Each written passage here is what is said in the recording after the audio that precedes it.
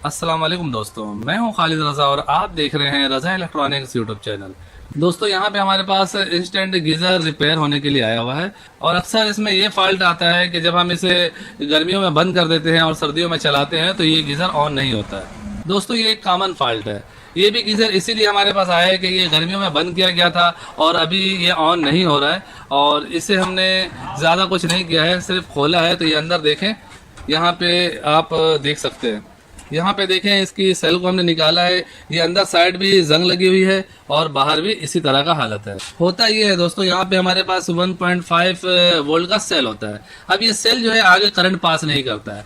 जब इस पे जंग लग जाती है उसकी वजह से वोल्ट जो है आगे नहीं जाते, जिसकी वजह से हमारा गीजर ऑन नहीं होता है। जब आप इस हालत में इसे दुकान पे ले जाते हैं तो ज्यादातर जो दुकानदार हजरात हैं इसके होल्डर को चेंज कर देते हैं। ये जो बॉक्स बना हुआ है जिसमें सेल लगाया जाता है, इस बॉक्स को चेंज कर देते हैं और हमारा गीजर ऑन हो जाता है।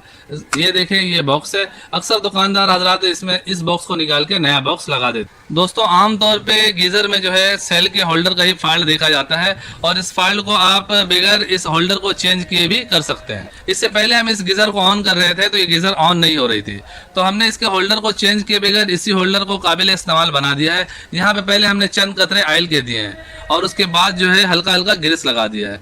ये अंदर साइड भी थोड़ा सा ग्रीस हमने दे दिया है दोनों साइडों पे और यहाँ पे भी आप देखें ये हल्का सा ग्रीस लगा हुआ है। डीसी वोल्ट में अगर जंग की वजह से वोल्ट आगे नहीं जा रहा है तो आप उस जगह को साफ करके उस जगह पे ग्रीस लगा देते हैं तो वोल्ट आसानी से पास हो जाता है। इसमें पहले ये वाला नया सेल लगा हुआ था, इस सेल को निकाल के हमने तोशिबा का सेल लगाया, उसके बाद भी ये ऑन नहीं हुआ। फिर उसके बाद हमने ये ट्रिक आजमाया और इसमें जो है हल्का हल्का ग्रीस लगा दिया। सफाई करने के बाद पहले हमने इसको तेल से सफाई किया है और उसके बाद हल्का हल्का ग्रीस लगा दिया है। बैटरी के दोनों साइड पे भी हमने हल्का हल्का ग्रीस लगाया है कि करंट आसानी से पास हो जाए।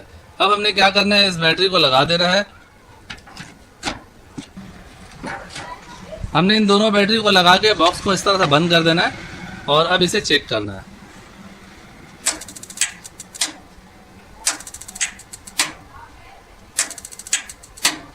देखो दोस्तों, हमारा गीजर जो है बिल्कुल सेट हो चुका है। इसी होल्डर को हमने काबिल इस्तेमाल बना दिया है और सिर्फ हमने थोड़ा सा ऑयल से इसे साफ़ किया है, ये मशीन वाली ऑयल से इसे साफ़ किया है और इसके बाद हमने इसमें थोड़ा थोड़ा ग्रीस लगा दिया है।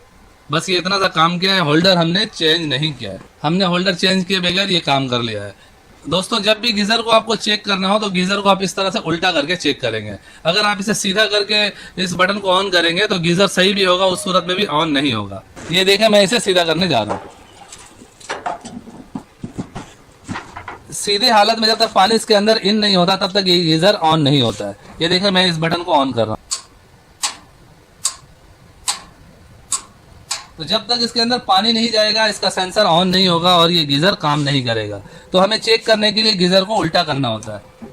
किसी भी गीज़र को चेक करना हो तो आपने गीज़र को उल्टा करके और फिर चेक करना है कि ये ऑन हो रहा है या नहीं। ये जब हमारे पास आया था तो ये बिल्कुल ये बटन काम नहीं कर रहा था, ऑन नहीं हो रहा था। इसके अपने पुराने वाले ही सेल लगे हुए हैं और इसी बॉक्स को हमने काबिल इस्तेमाल कर दिया है। दोस्तों इस टिप्स को फॉलो करते हुए आप अपने घर में खुद अपने गीज़र की रिपेयरिंग कर सकते हैं। जब भी गीज़र ऑन ना हो तो सबसे पहले आप इसके बैटरी के होल्डर को ही चेक किया करें। ज़्यादातर फॉल्ट इसके होल्डर का ही आता है और उसके बाद जो है ये फिर पानी का प्रेशर, गैस का प्रेशर, इन सब चीज़ों को देखना होता है। सो फाइनली दोस्तों, मेरी आज की ये वीडियो यहीं तक थी। वीडियो के बारे में कमेंट सेक्शन में अपनी कीमती राय जरूर दीजिएगा। वीडियो को लाइक भी कर दीजिएगा, दोस्तों को भी शेयर कीजिएगा। चैनल में नए हैं तो चैनल को सब्सक्राइब करके बेल आइकन भी प्रेस कर दीजिएगा। अपना और अपने प्यारों का बहुत सा ख्याल रखिएगा, दुआ में याद रखिएगा। मिलते हैं नेक्स्ट वीडियो में। अल्लाह हाफिज़।